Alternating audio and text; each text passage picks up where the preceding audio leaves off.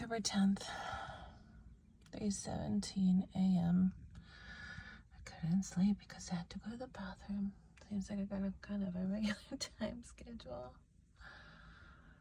I don't know why I'm video recording, but I was just sitting here, kind of can't fall back to sleep yet. And so I decided just once again to document what my life is.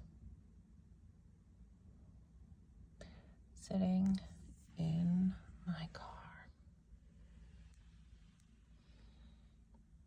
In my car. In the parking lot. Alone. There's the 24-hour bathrooms. Alone. In the parking lot. So, as I sit in my car, all I can do is think. And when I can't fall back asleep, all I do is think and think and think. At least I'm thinking now.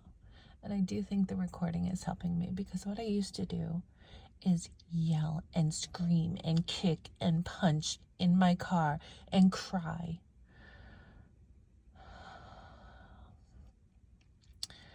So, I don't know. Maybe recording will help me release all of this stuff that's inside of me, built up. But here's my thoughts for the moment, which are repetitive thoughts.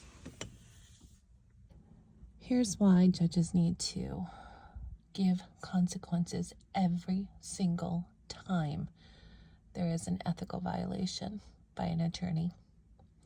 It's because it's who they are. If someone can commit an unethical anything, perjury, fraud, deceit, lies, whatever, if someone is capable of doing that, especially in a court of law, there's no inner compass for those kinds of people. They don't stop themselves. It's who they are. As one of the guys on the behavior panel that I watch, what's the guy's name? He's in the upper left-hand box. Greg. Yeah, Greg. The organism does what makes the organism successful, or what made the organism successful. These people constantly get away with doing these things. It gets them to where they are at. Look at Linda States, for example. My case is not the only time she has committed unethical conduct. It's too easy for her. It flows. She's just gotten away with it before for whatever reasons, and I am sure it is not on the scale of what I am going through, because she probably mimics the conduct of her clients, I'm guessing. And my ex, being the coercive, controlling, manipulative, pathological liar person that he is, that is the conduct that Linda States mimics. She gets paid for it, so she has a great advantage to continue doing it. She has no inner compass like my ex to stop themselves, to say, hey, this isn't right. I've seen that, because my biggest realization in all of this is that I cannot believe it has gotten to this point. Before I was evicted, I thought my settlement agreement would, okay, they'll see how much bad and wrong is pointed out in this settlement agreement. They're going to be like, holy crap, put it all together. This is horrible. Let's do the right thing here. Let's make it right. Okay, settlement.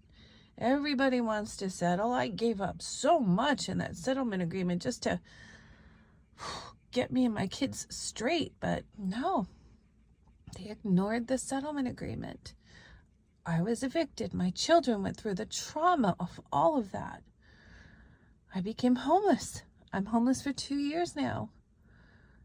And not one bit of inner an inner moral compass at all exists in these people. They cannot, I assure you, at this point, after what I've been through for years and dealing with them, they cannot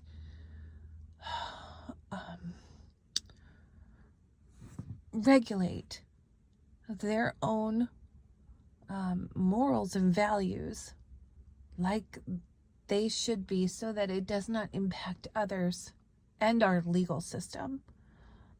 That is why judges need to give consequences for unethical conduct every single time. These people don't know how to self-regulate. Perhaps with consequences, and I guess what I'm thinking is monetary consequences. Let them feel a consequence of their actions. Their actions thus far, say for Linda States, she has gotten paid, I don't know, maybe at least $50,000 from my ex for doing this to me. My ex has retained almost 100% of all of the marital property for doing this to me. They've had no consequences so far, and this is how I am living for 2 years.